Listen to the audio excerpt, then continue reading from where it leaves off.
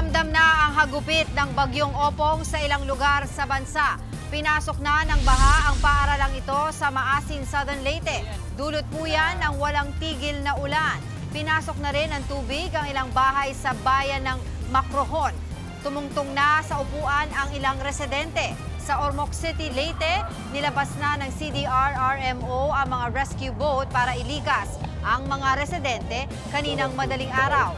Patuloy kasing tumataas ang baha.